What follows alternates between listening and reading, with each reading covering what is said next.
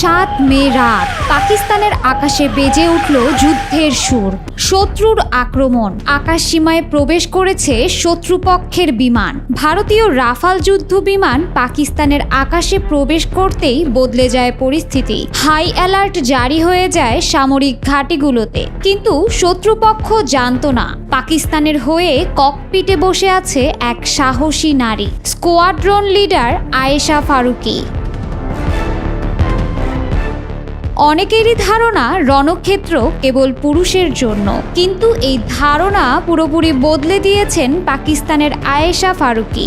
একজন নারী হয়েও রণক্ষেত্রে এমনভাবে শত্রুপক্ষের মোকাবেলা করেছেন যা হার মানাবে পুরুষকেও। পাকিস্তানের ইতিহাসে তিনিই প্রথম নারী যিনি শত্রুর বিমানকে ভূপাতিত করে রক্ষা করেছেন নিজ দেশকে। আয়েশা ফারুকি ধ্বংস করেছেন ভারতের রাফাল যুদ্ধ বিমান, তাই তো পরিচিত হয়ে উঠেছেন দেশের আকাশ রানী হিসেবে। পাকিস্তান ভারত যুদ্ধে সবচেয়ে বেশি আলোচনা হচ্ছে এই মুসলিম নারী সেনা কর্মকর্তার বীরত্বগাথা নিয়ে। কেবল পুরুষরা নয়, সামরিক ক্ষেত্রে যে নারীরাও সফলভাবে শত্রুকে কড়া জবাব দিতে পারে এর বড় উদাহরণ হয়ে থাকবেন আয়েশা। ভারতের আচমকা আক্রমণেও ঠান্ডা মাথায় স্ক্রিনে চোখ রেখে নিখুঁত নিশানায় আঘাত করেন তিনি, আর এতেই কুপকাত হয়ে পড়ে ভারতের শক্তিশালী রাফাল যুদ্ধ বিমান। আকাশে বিস্ফোরিত হয়ে ছিন্ন ভিন্ন হয়ে পড়ে বিমানটি। আয়েশার সাহসিকতা ও প্রতিশ্রুতি সারা বিশ্বে প্রশংসিত হচ্ছে। যুক্তরাষ্ট্র, ব্রিটেন, তুরস্ক সহ বিভিন্ন আন্তর্জাতিক সংবাদ মাধ্যমে তার বীরত্বগাথা প্রকাশিত হয়। পাকিস্তানের প্রধানমন্ত্রী নিজে তাকে ফোন করে অভিনন্দন জানান এবং প্রতিরক্ষা মন্ত্রণালয় ঘোষণা করে যে তাকে জাতীয় বীরের সম্মানে ভূষিত করা হবে।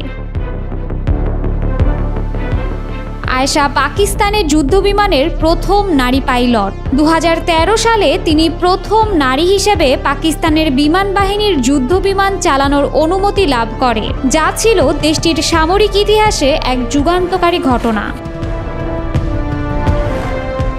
তার হেলমেটের ভেতর থেকে উকি দেয় জলপাই রঙের হিজাব। পাকিস্তানে গত এক দশকে বিমান বাহিনীতে মাত্র 19 জন নারী পাইলট হয়েছেন।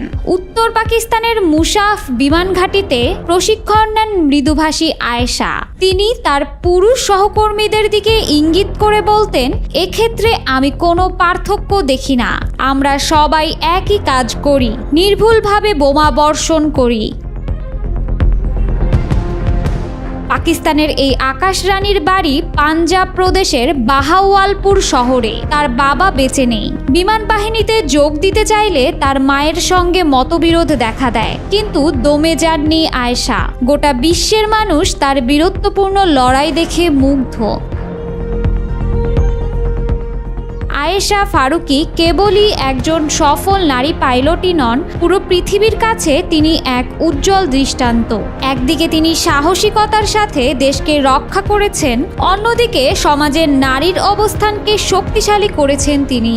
তার এই সাহসিকতা মুসলিম বিশ্বের কাছে ও নতুন প্রজন্মের কাছে দৃষ্টান্ত হয়ে থাকবে।